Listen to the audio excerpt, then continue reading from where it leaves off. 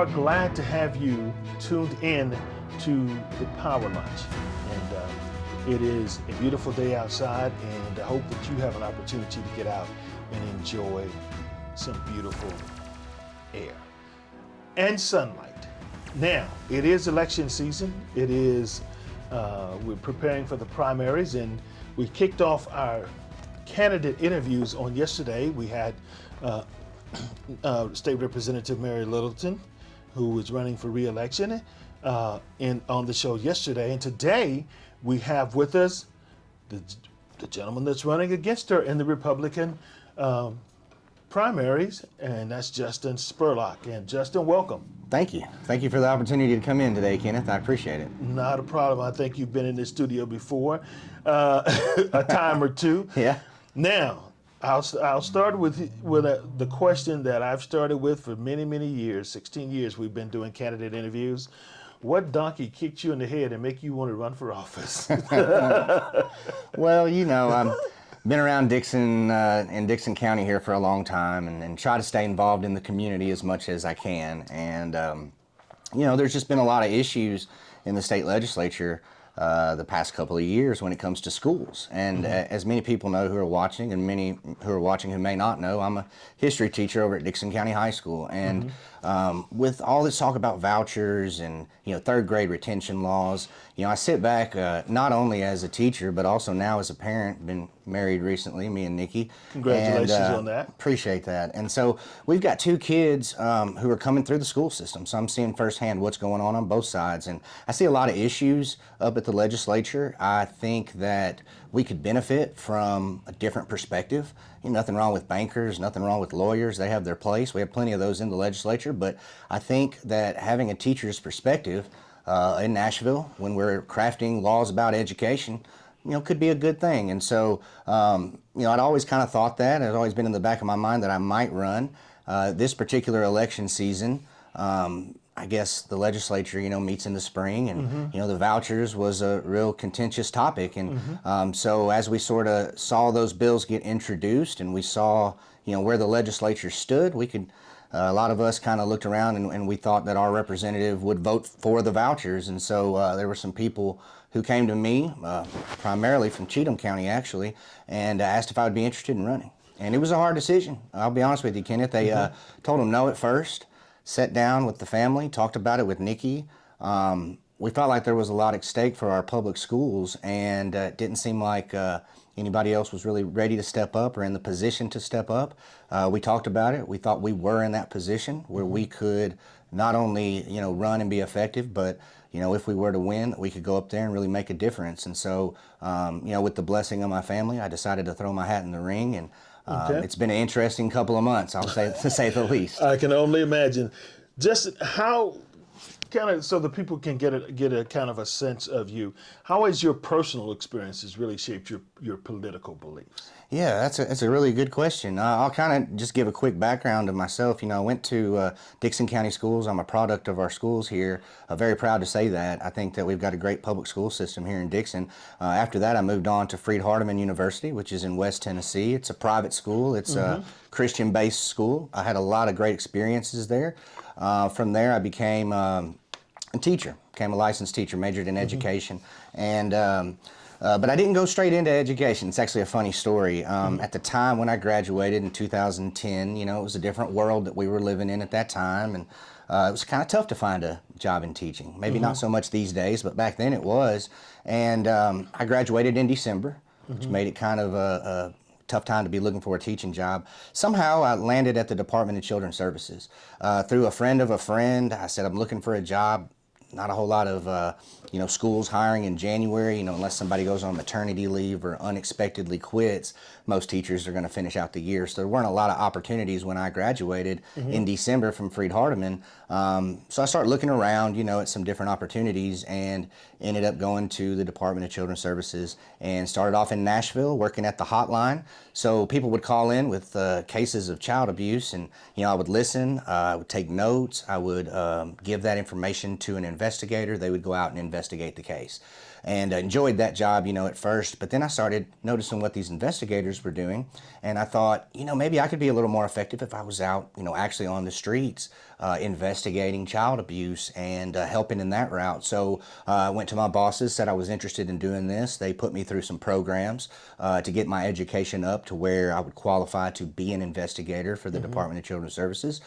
Took on that role for several years. Worked in Davidson County, also worked here in Dickson County. At the time when I was an investigator, it was Judge Michael Mize who presided over the juvenile court in Charlotte. And so every Wednesday I would go to court, would be there to, comment on different cases, things like that. Did that for a while. I'll be honest with you, Kenneth, it was one of those jobs that really pulls at your heartstrings. You really see some things that are tough. And so after, a couple of years, I think it was maybe 3 to 4 years of doing that, really decided that my love was in education, wanted to go down that route. And so decided to kind of leave that profession and go to what I was actually, studied in college and majored in. So, went into teaching. I've worked at several different schools. I've worked at a charter school, I've worked at a public school, and I've worked at a private school. I started off in St. Louis at the Christian Academy of Greater St. Louis. It's a private school there. My dad actually graduated from that school. My mom's a Tennessean. My dad is from Illinois, St. Louis, Missouri, so lived on both sides of the river there. And so went up there for a little while and got a great experience teaching at a private school, coaching there, coaching basketball. My heart missed Tennessee. I'm a Tennessean at heart, so I didn't make it up there very long, but it was a great experience. When an opportunity came about down here in Tennessee, I decided to go to Murfreesboro and met a great lady named Sumatra Drayton. She is the principal of a school called Holloway High School out in Murfreesboro. And it's a small school. It's actually housed in the old, back in the old days, we had segregated schools. White kids went one place, black kids went to the other. And this was the old, black school back in the 60s. The building was still there, Rutherford County Schools. It's a public school. They decided to create a new school there.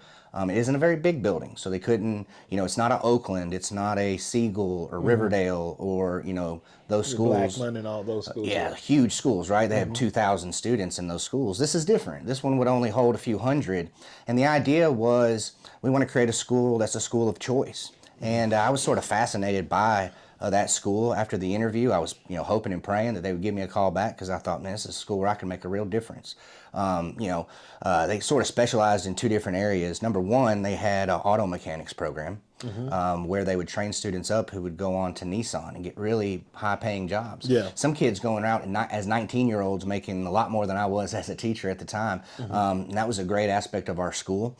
We also had a daycare there for students who had babies maybe a little early in life and needed a little bit of help with those expenses. So they actually had a program where you could early child development, where you could actually take classes to learn more, so that when you graduated high school, you could go right to working at a daycare. And students who had babies could bring their kids there. They could go learn, pick their kids up at the end of the day. So it was a choice school. If you wanted to go there, you had to interview with Miss Drayton. It was a charter school. It was a little bit different than a public school. I really enjoyed it out there, but I miss Dickson. This is where my family is. My dad, my mom, brothers and sisters, cousins, aunts and uncles, everybody lives right here, pretty much in either Cheatham County or Dickson County. And so wanted to come back home in 2019, I did, and have served as a teacher here in Dickson County ever since. Right now I work at Dickson County High School. Before that, I worked at Dickson Middle School. So just a little bit of the background about me. Those are sort of the experiences that I've lived up until this point. And so, a lot of the issues that I really care about, child abuse, human trafficking, those things are really important to me. I know they've also been important to, other people in this area, in the state legislature. That's important to me as well, and I have a background in that. Also education, because of my experiences as a teacher, those things are important to me. So, as far as to answer your question, what experiences have I lived have sort of brought me to this point. I've had a unique experience in life. I've worked at a lot of different jobs. I've had the pleasure of, hosting a radio show and writing a column in the newspaper in addition addition to, my actual jobs, that where I make my career, my living. I just, had a lot of those experiences that have led me to this point. And I thought that's a unique set of experiences for somebody going into the legislature. Like I mentioned before, nothing wrong with lawyers, nothing wrong with bankers. My perspective in life is a lot different than theirs. Okay. And so I think we might be a good team to sort of, bounce ideas off of. That's kind of how the legislature works. You have to work together. So. Okay.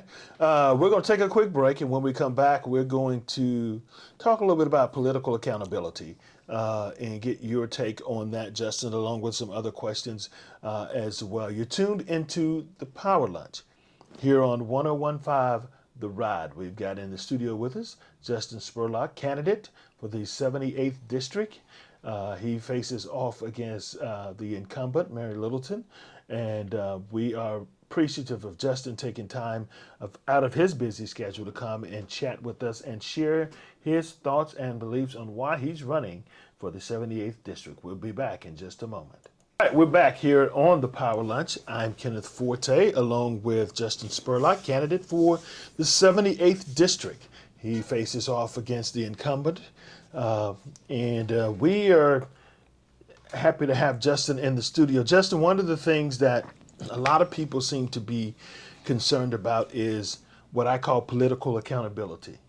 Politicians who make decisions based on not what the constituents want, but based on them, what they want and what they think is quote unquote best for everybody else. Give us your thoughts on political accountability and how do you implement it? So I think that's very important. I do believe that, as a representative, you represent the people. And I think it's roughly around 60,000 people in each district. And those are the people that you're accountable to. And one of the things about my campaign is I've decided, pretty early on that I didn't really want to, take money or endorsements from political action committees or special interests, because I think that kind of defeats the whole purpose of what this is really supposed to be about. I think that your representative is supposed to be out in the district, supposed to be present, are supposed to talk to people. Communication is something I would like to believe is one of my strong points, as far as, I've got experience in doing radio shows and got experience, working for the newspaper and things like that. I just believe that, if you're going to pursue this job and this is going to be something that you really want to do, you have to be accountable to the people. And, and part of that's coming on the radio. Part of that's talking to people like you every month. And, I look around and I see some representatives like, Representative Jody Barrett is in here a lot on the radio.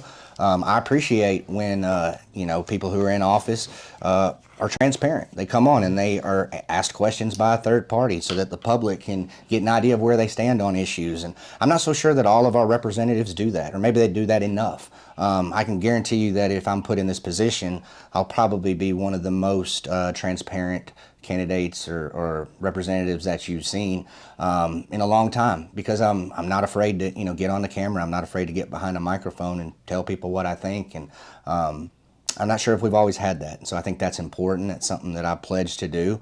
And I want to make sure people out there understand that it's about them. And it's about your constituents. It's not really about these political action committees. And it's about both sides of the aisle as well. Mm-hmm. I'm running as a Republican. My beliefs are conservative beliefs. That's kind of where I fall. But I've reached out to a lot of Democrats in this race and asked, what their opinions are. And I'm well aware of the fact that if I, become the representative, that I don't just represent people who wear red hats, but people who wear blue hats and people who wear purple hats as well. Okay. I've talked to a lot of them as well. So, transparency is important. And I think that it's something that sort of lacks in politics today. One of the things that people have often said, especially here lately, that lacks in politics is empathy. What role does empathy play in your decision-making process? So my understanding is, when you say that you mean, putting yourself in somebody else's shoes. Okay. And I think that's important to do. You got to look at aspects of everybody in your community. You know, we're lucky here in the 78th district. We have, you know, a lot of small communities. You know, you look around Pleasant View, Ashland City, you know, Pegram, Kingston Springs, White Bluff, Burns, and even right here in Dixon. We've got some, you know, small communities here. We've got a lot of great people here, but we've got, you know, big differences in how people live. And that's one reason why the voucher program is such a big deal to me. And that's because I see, you know, our public schools. I believe that we've got good public schools here in Dixon and Cheatham County. I believe if this, you know, voucher bill is implemented, it will create a system of have and have-nots, where people who have money are going to get to go to good schools, and people who, you know, don't have a lot of money are going to, you know, kind of be put over here in schools that are not funded as much. And so, let me jump in right there. So what I hear you saying, and I want to be clear, and I want the audience to be clear, that's not something the voucher system. And again, we don't know what a bill is going to look like. It's a major fight brewing, I say. What's your position, so that people are clear when it comes to Justin Spurlock? What's your position on any voucher system? Because there's money that's already in the budget, and so people could actually start a voucher system currently. What's your position on that? So when we're talking about school choice, which is a phrase that I hear a lot, I just want to be clear that we have school choice right now. I feel like we're kind of playing word games with this a little bit, but the idea is that, look, we've got kids in our community. The state, you know, the law says that they need to go to school. They do not have to go to a public school. You can opt out of that. I'm grateful that we have that as an option, where kids can go to a public school together, you know, where taxpayer dollars fund that. If you don't want to send your kid there, you can homeschool. I think that's a great option for people who want to do that, who have the means to do that, who have the ability to do that. That's great. If you want to send your kid to a private school, which is an organized school, you know, that is paid for through private funds, you know, you have the option to do that. So we have school choice now. I think what's being framed by some Republicans, and specifically by the governor, is that what they're wanting to do is create a system of sort of redistribution of funds, is what I would call it. It's a system where we will, you know, everybody pays in for schools, right? You and I, we pay taxes to school. Young people who are just out of high school, who don't have any kids, you know, they pay into the system. Older people who don't have any kids in the system, they pay taxes in, and those taxes are all put into a pot, and then they're paid for. They used to pay for our public schools, right? And so the idea here is that we're going to take people's tax dollars away from public schools and divert them to private schools, and I'm not a fan of that as a conservative. I don't think that's, you know, a conservative thing. And I see the Republicans are kind of going two ways on it. I see a lot of people in the Republican Party who are trying to argue that this is a conservative thing, but to me it feels more like a redistribution of money. It feels like sort of a welfare system where we're going to take public tax dollars and give them to people to sort of spend kind of however they wish, without really any regulation. You know, there's not private schools, homeschool, there's not a lot of regulation there. And here, I'll be honest with you, Kenneth, I've gone around to a lot of people in the 78th district, public school people, you know, obviously I'm in that world. I've also talked to a lot of private school people and homeschoolers. And one of the reasons that they are homeschooled and, you know, go the private school route is because they don't want the government regulation. So I'm not so sure, you know, either side is really too pumped up about this. I know that the school board in Cheatham County passed a resolution against it, and so did we here in Dixon County. So it's pretty obvious that our school boards don't think it's a good idea. Our public school officials don't seem to think it's a good idea, from the ones that I've talked to. Yet we've got some legislatures, you know, keep kind of pushing that. And, you know, as a conservative, I don't even see it as a conservative thing. So it's been really hard for me to get behind it. I don't support it at all. And as a matter of fact, you know, I don't even really see it as a conservative issue to be sort of pushing. But you know, should you be elected, that's going to be something that comes up in the next session. Oh, absolutely. I mean, the governor came out pretty early on, as soon as the session was over, to let it be known that he would bring this back next year. And that was one of the big major motivators for me to run. You know, some people had even said, hey, you know, we'd like you to run now. Some people said, hey, it might be a good idea to wait a couple years. I said, I don't think it'd be a good idea to wait, because with the governor having 2 more years of his term, and with this being a big issue for him, which I think he's made very clear. Oh, it's cornerstone issue. Yeah, and so I think that if there are those of us who are conservative, who don't fall in line with this whole philosophy, who we feel differently, with this state being the way that politics are set up, with there being a supermajority in the state house, I think it's important for people who are Republicans, if they conservative, if they feel like this is not the way to go, to step up, put yourself out there, stand up for what you believe in. If the people agree, hey, this is the way politics work. This is the way that they set it up. And I'm very thankful that I live in a country where if I don't agree with what, my representative is doing, even though they're in the same party as me, that I can step up and I can run and have the ability to do that. I'm very thankful for that system.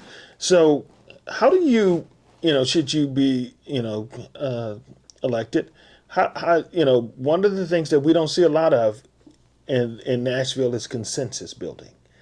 How does a Justin Spurlock build consensus? How do you get legislators or others to come to your kind of position? Yeah, especially on items on issues like that, and I'm sure there are other issues that you would deem priorities. How do you build consensus? That's the $1 million question, right? Because that's the whole job. A lot of people don't understand, but when you're a state representative, you're not a county mayor, you're not a city mayor. You're part of a big group of people, 99 other representatives, and then on the other side, you've got the Senate. And they work together. And so there's a lot of people involved in this to make it work. And, you've got to get along with other people. And that's, something that I sort of look forward to doing.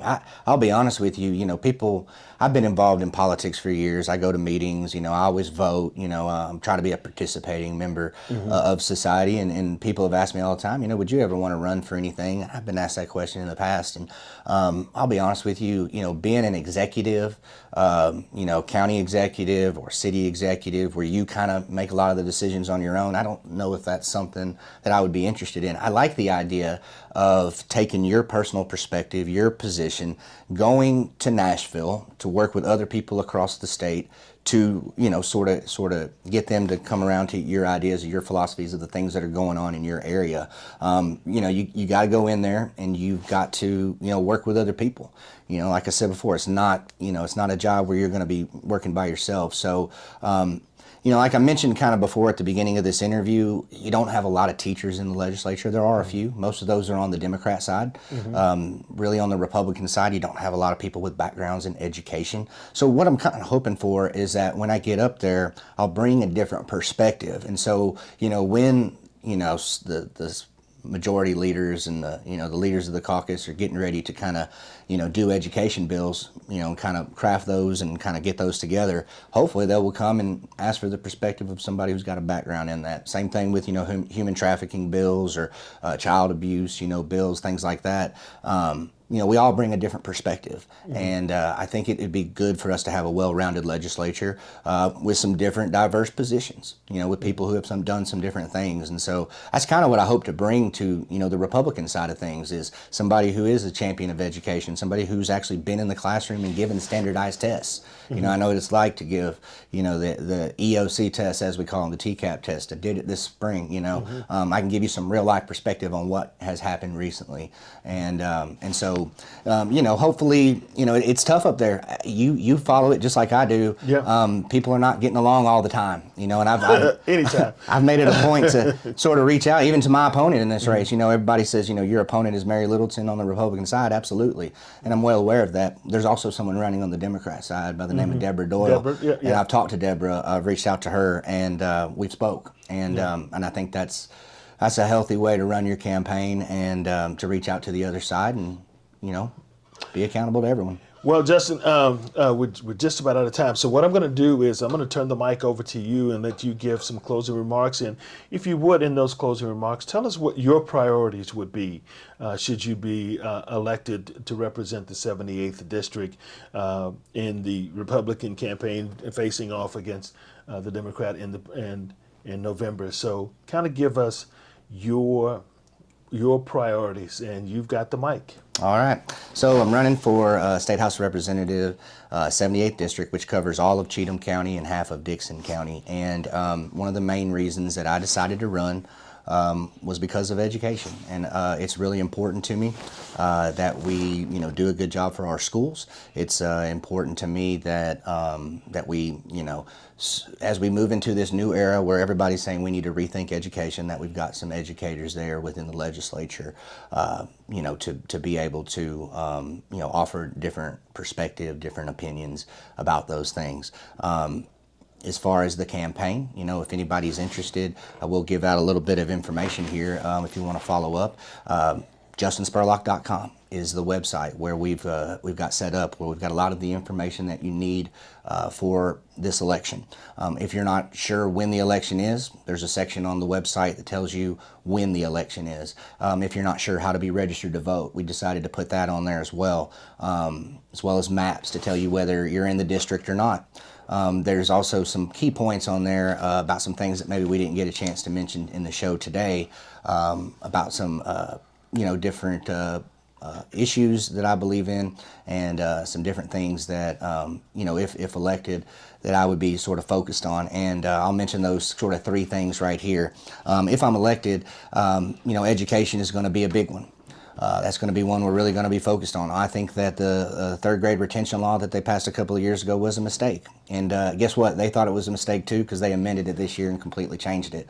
I think if they'd have had an educator in the room with them at the time, they may not have made those original mistakes, and they wouldn't have had to waste time the next year having to sort of amend that. I also think that the school vouchers, are a bad deal for Tennessee families. If anybody wants to know information about that, please reach out to me. Vote justinspurlock@gmail.com if you want to send me a direct email. Another thing, as we've already mentioned in the show, human trafficking, child abuse, with a background in that, I'm really worried about our children. A couple of weeks ago, Nikki and I had the opportunity to go to White Bluff to hear a man speak who is an advocate for that whole scene with human trafficking and everything. He's trying to get a stop to it. And he told us one thing that I thought was very interesting. The Tennessee Titans are getting a new stadium. It's being built right now. And when that stadium is built, we're going to get a Super Bowl. And with the Super Bowl comes issues like human trafficking. So we've got to be concerned about those things now. We've got to be diligent up front. We've got to think of ways that we're going to prevent that from coming. The third one, my family owns Redbird Realty. So we started a small business in 2021, coming right out of the pandemic. I know how hard it is to start a small business. I watched it through the creation of the logo and the name Redbird Realty, all the way to our success. Several years later, we were able to sell multi-million-dollar houses, amount of houses last year. So I see a lot of small businesses around here sort of struggling through the pandemic and things like that. I want to try to figure out how to help them to do better, and also new entrepreneurs who want to start a business. I want them to be able to have not too much red tape, not too many, things that they've got to go through. I want a small barrier to entry for entrepreneurs, because I think, entrepreneurs are what, is building our economy up, keeping our economy going. You look right here on Main Street and you see all the small businesses.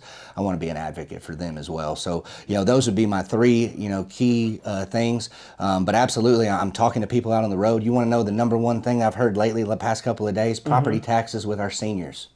They're upset, man. Their home values are skyrocketing. The taxes are going up. They're on fixed incomes. That's one that I maybe didn't anticipate, with my age bracket. Talking out to them, going door to door, actually getting to know the people. That's one thing that I've discovered. So those are the things. Okay. I appreciate I appreciate you. I guess I'm a little long-winded. Thank you for the opportunity, though, Kenneth. You're welcome. You're welcome.